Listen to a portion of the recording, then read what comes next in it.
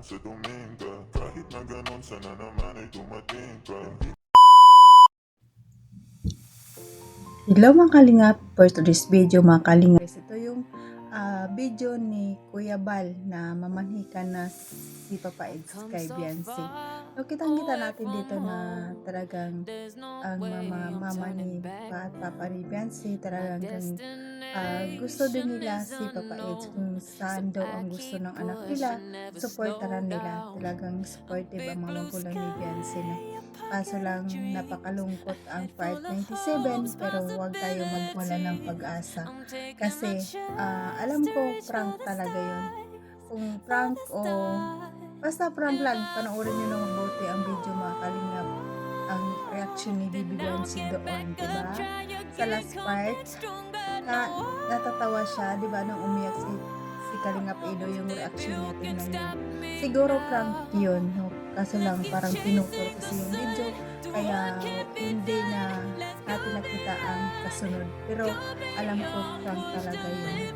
Kaya patuloy pa tayong mag-support sa EDC. Huwag tayong magwala ng pag-asa mga kalingap kasi tiwala lang tayo, diba, sa minigyan si noon. Siya ang kahuli-hulihang mag-aayaw sa kalingap, diba? Sabi niya mabitaw na ang lahat, siya pa rin ang huling bibitaw. Kaya yun ang panindigan natin at tiwala tayo sa kanya. Hindi totoo yun na mag-aayaw sa salabting.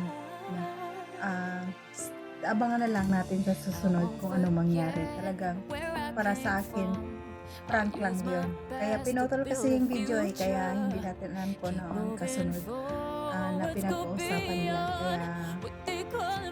Kaya patuloy pa tayo mag-support sa EDC. Kaya bago pa ipanood ang video, makalingap, pag-support ang poging ama ng Kalingap, Bal Santos Matubang, at ang kanyang mabahay, Ate Ene Vlog, at ang kanyang anak na pogi, si Kalingap Rab, nandyan si Kalingap Ido, nandyan yung wife ni Kalingap Rab, si Ma'am Jack Pati Matubang, at ang mga charity vloggers natin na tumutulong sa ating kabuhayan hirap. Nandyan din po, supportahan natin at mga keyboards at para actors at kasama naman yung actors sa PSSG, supportahan natin at ang link po, Jasmine Support Channel. Kung hindi ka nakasubscribe, please subscribe and don't forget to hit the notification bell para updated ka sa ating mga video na i-upload na kanila. At kung bago ka pa lang sa ating channel, please subscribe and click the notification bell para updated ka sa ating mga video na i-upload. At ito lang ang aking sasabihin, panoorin ng mabuti ang video bago magpamito para alam mo talaga ang nilalaman natin na kalingap. At bago tayo mag-proceed at manood sa ating topic, patiin ko muna kayo ng magandang gabi, magandang araw sa ating lahat. Isang sulok ng mundo tayo, mga Pilipinas, Papa OFW, kamusta tayo mga kalingap. At ang hiling ko lang, sana nasa mabuti tayong kalagayan and good health lang tayo palagi at enjoy life habang tayo ay nabubuhay. Para na mga kalingap, samahan niyo ako ng mga let's go and go. Kasalanan si Jesse. Split me din. Wala pa na yung secret yan. Ngayon, kasama na. Si Aids ang magpapa-screen at saka om. Tulong ka na. Kasi baka maano yung iba. Hoy, alam mo yung isang lapting? Yung isang lapting? Umalay na. Ayaw namin na mangyari kay Papa Ido yun. Baka umiyak si Papa Is kasi. Ang tagal niya rin tayo na magiging 18 si Delcy. Ilang taon si Delcy nagsimula? Sino siya noon? Ongoing siya. Yun. Kasi ang tawag siya lahat ko, yung tayo si Papa Ido. Oo. Tapos wala man kami, nasa iba na. Oo. Masakit yun. Eh sa akin masakit yun. Eh hindi kasi masunod. Maganda pala si Delcy. Oo. Kaya masunod ng teacher. Yung teacher na palit niya. Hindi naman po yun. Talaga nagkakagustuhan sila kahit Wow! Kasal natin, secretary din. Ngayon, habang kasal sila, kasama, tuloy pa yung sila.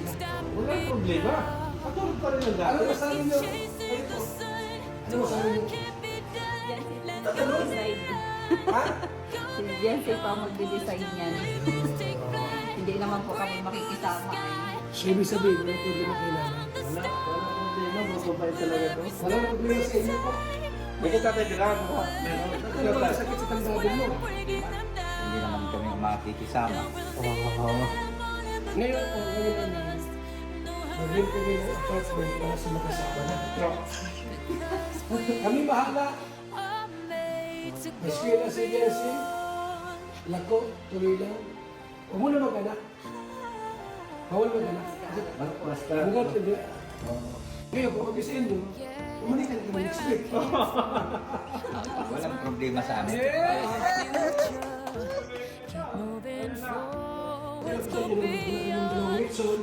Tapos, usapan yung kasal. Sige.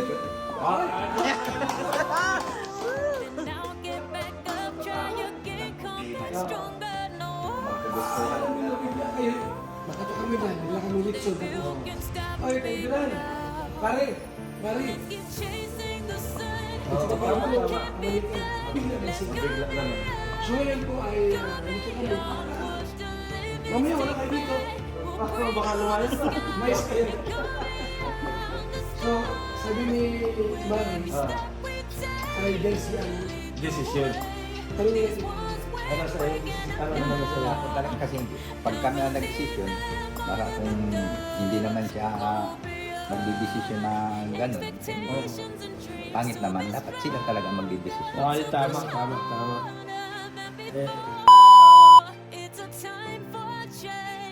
So, ayun, makalingap na ba nyo naman na video, no? Nakakatuwa si Kuya Bal. Gustong-gusto talaga ni Kuya Bal ang IDC na magkatuluyan, no? Sana talaga magkatuluyan sila. Sana hindi totoo yung napanood natin sa part 97 na aayaw na si Baby Beyonce. Ito lang ang tanda natin. Ang sabi ni Beyonce noon, siya ang kauli-ulihang mabibibitaw sa kalingap at sa bibitaw na daw ang lahat, pero siya pa rin ang huhuling bibitaw. Kaya yun ang antayin natin talagang. Alam ko talaga mga kalingap prank talaga yun ni Beyonce, kaso lang pinutol guys ang video, kaya hindi natin nakita kung ano ang sunod na kanilang pinag-uusapan. Pero tingnan nyo ang reaction ni Baby Beyonce sa last part, diba? Nung umiyak na si Papa Eds, natatawa siya doon, pero bigla kasing pinutol, kaya hindi natin alam ang kasunod. Kaya abangan na lang natin sa susunod na episode, part 98. Abangan natin kung talagang totoo, pero sa akin hindi totoo, no? Panoorin na natin na mabuti ang video mga kalingap. Sa una pa lang, 'di ba? Ang saya-saya nila, tapos doon sa pangalawa na nanunglot na sa labas na sila, 'di ba? Nagkaroon agad ng ibang reaction si Beyonce. Agad-agad magbago ang kanyang isip. Isa una pa lang tuwang-tuwa pa siya, 'di ba? At talagang prank 'yun, kaso lang pinutol. Siyempre, kasama 'yan sa teleserye. Kaya pinapa-excited lang tayo, at talagang excited naman tayo palagi sa mga episode ng IDC. Kahit na wala silang gawing prank o ano, excited pa rin tayo. Kahit anong vlog, excited pa rin tayo sa mga upload ng IDC. Kaya patuloy pa natin supportahan ang IDC. Magtiwala lang tayo. Sabi nga ng Kalangaprab, magtiwala tayo sa dalawa. Kaya tiwala lang tayo. Huwag tayo. Siyempre, minsan hindi natin maiwasan na overthink, di ba? Pero para overthink tayo, think positive. Huwag lang tayo mag-isip ng negative, kasi tayo din nahirapan di ba? Ang sakit sa dibdib, di ba? Nung unang panood ko, pero nung inulit-ulit ko talaga, doon ko na-realize na parang prank talaga tong part 97, kasi pinutol Kung hindi yung pinutol, alam natin kung ano ang kasunod. Kaya antay lang tayo sa kasunod. Kung ano ang kasunod, basta baka season 2 ang IDC, kaya ganun siguro ang nangyari. Siyempre, pinapa-excite tayo mga viewers, no? Kaya supportaran pa natin ang IDC at patuloy pa tayong marathon kahit anong mangyari. Nandyan tayo support kay Kalingap Ido at kay Beyonce, lalong-lalo sa Kalingap Ido kasi marami siyang estudyante at mga beneficiary, kaya support natin si Habi. Kahit ano man ang mayari, nandyan pa rin tayo sa kanya. No? Kaya ito patuloy pa natin i-marathon ang channel ni Kalingap Rab, mga i-upload, i-marathon natin mga Kalingap. At si Kalingap Ido, i-marathon natin palagi at nandyan tayo palagi sa kanya. Support lang tayo kahit anong mangyari sa kanyang channel. Supportaran natin kasi marami siyang beneficiary din. At si Kuya Bal, si Ate Edna, isupport natin, lalo-lalo ng ama ng Kalingap, isupport natin si Kuya Bal, Ate Edna, mga Kalingap, kasi wala silang hangad sa ating kababayan kundi patayuan ng bahay at tulungan sila, no? Nakakatuwa lang dahil may programang ganito si Kuya Bal, kaya patuloy nating sasalamatan. At mga silent viewers, mga viewers na lagi nanonood at nag-support sa akin, maraming salamat.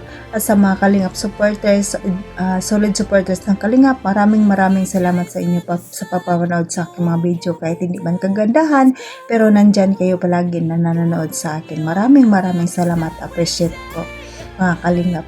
At mga love team supporters, nandyan palagi, Edsy, Jomcar, May Chris, Franjoy, at iba pang love team supporters na laging nakapanood sa aking mga video. Maraming salamat. Appreciate ko po yun mga Kalingap.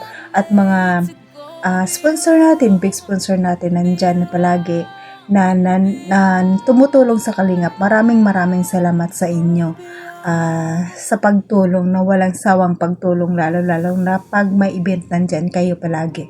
At sa mga kapwa kong OFW, kung saan man tayo naroroon, mag-ingat tayo palagi at enjoy your life habang tayo ay nabubuhay. Ingatan natin ang ating sarili. And dito na lang, God bless at all, and God bless din mga Kalingap. Bye-bye!